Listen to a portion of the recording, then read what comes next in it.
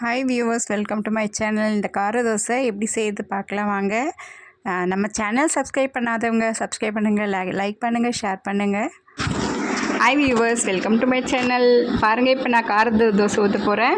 கேரட்லாம் போட்டு செய்யலாம். இப்போ பாருங்கள், அரிசி 1 டம்ளர் அரிசி, ஒரு அரை டம்ளர் துவரம்பருப்பு, அரை டம்ளர் கடலைப்பருப்பு, அரை டம்ளர் பைத்தம்பருப்பு, இந்த மூணு பருப்பும் ஒன்றா சேர்த்து அரிசியோடு சேர்த்து ஊற வச்சுருக்கேன்.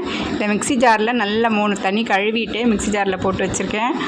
கூட வந்து நம்ம காரத்துக்கு நிறைய காஞ்ச மிளகா, ஒரு 4-5 காஞ்ச மிளகா போட்டுக்கோங்க. உங்களுக்கு என்ன காரம் தேவையோ அதுக்கு தகுந்த போட்டுக்கோங்க. கேரட் துருவி வச்சுருக்கேன். வெங்காயம், பூண்டு, தக்காளி வச்சுருக்கேன். ஒரு அரை தக்காளி, நான் பெரிய தக்காளியாக இருந்ததுனால ஒரு அரை தக்காளி வச்சுருக்கேன், அரைஞ்சி வச்சுருக்கேன். பாருங்கள், இது எல்லாத்தையுமே ஒன்றா போட்டு ஒரு 4-5 காஞ்ச மிளகா போட்டு எல்லாத்தையும் ஒன்றா போட்டு நம்ம அரிசியில் உப்பு தகுந்தாப்பில் போட்டு அரைச்சிக்கோங்க. அரிசி கொஞ்சம் நிறையா இருக்கும். ஒரு தடவை அரிசி அரைச்சிக்கோங்க. 2வது தடவை போடும்போது கொஞ்சமாக அரிசி மிச்சம் இருக்கிற அரிசியை போட்டு இந்த எல்லாத்தையும் போட்டு ஒன்றா அரைச்சி நைஸாக ஒன்றா கலந்துக்கோங்க. இப்போ வந்து நான் கடுகு, ஜீரகம், கடலைப்பருப்பு, உளுத்தம்பருப்பு கொஞ்சம் போட்டு இந்த மாதிரி கருவேப்பிலை போட்டு கொஞ்சம் பெருங்காயம் போட்டுக்கோங்க. போட்டு தாளித்து நான் கொட்டிக்கிட்டேன். நான் மாவில் அரைச்சி ஒன்றா ஊற்றி வச்சுருக்கேன் இல்லைங்களா. கொஞ்சமாக கொத்தமல்லி தழை இருந்தது இல்லை, கொத்தமல்லி தழையை வந்து நம்ம நறுக்கி அதில் போட்டுருவோம். இப்போ மாவை எல்லாத்தையும் ஒன்றா கலந்துக்கலாம். தாளித்து கொட்டினது எல்லாம் கலந்துட்டு நம்ம தோசை ஊற்ற போகிறோம். இப்போ தோசை பாருங்கள், 2 கரண்டி தோசை ஊற்றி, தோசைக்கல்லில் சூடாக இருக்குது.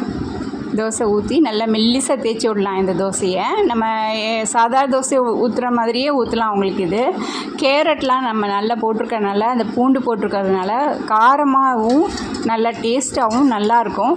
வேணுங்கிறவங்க, எங்களுக்கு இந்த பெருஞ்சீரகம் வாசனை பிடிக்காது, அதனால் பெருஞ்சீரகம் போடல. பெருஞ்சீரகம் வேணாலும் கொஞ்சம் கூட ஒரே ஒரு அரை ஸ்பூன் பெருஞ்சீரகம் போட்டு ஒன்றா சேர்த்து நைஸாக அரைச்சிக்கோங்க. இந்த மாதிரி நல்லா எண்ணெய் விட்டு கொஞ்சம் சிம்மில் வச்சு எடுத்திங்கன்னா, தோசை எடுத்திங்கன்னா நல்லாயிருக்கும். சூப்பராக முருகலாம் நல்லாயிருக்கும். வேணும்போது ஒரு சில சமயங்களில் நான் என்ன பண்ணுவேன், ஜவ்வரிசி கூட சேர்த்துப்பேன். ஒரு 2 ஸ்பூன். நல்லா எனக்கு ஊற வைக்க டைம் இல்லாததுனால நான் ஜவ்வரிசி ஆட் பண்ணலை. ஆஃபீஸ் வந்து நான் இந்த மாவை அரிசி ஊற வச்சு அப்படியே அரைச்சி அப்படியே உடனே ஊற்றுறேன். அதனால் நான் ஜவ்வரிசி போடல. டைம் இருந்தது அப்படின்ற பட்சத்தில் நீங்கள் ஜவ்வரிசி கொஞ்சம் நைட்டே ஊற வச்சுட்டு முன்னாடியே செய்ய போகிறீங்க அப்படின்னா நைட்டே ஊற வச்சுருங்க. இப்போ 2வது தோசை ஊற்றுறேன் பாருங்கள்.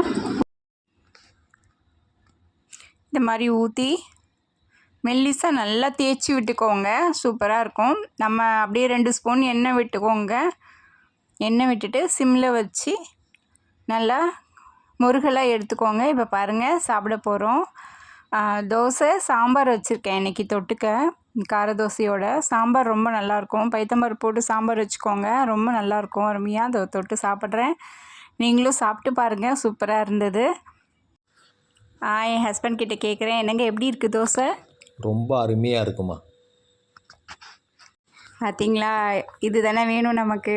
சூப்பராக இருந்தது சொல்லிட்டாங்க. தேங்க்ஸ் ஃபார் வாட்சிங். நீங்களும் செஞ்சு அசத்துங்க.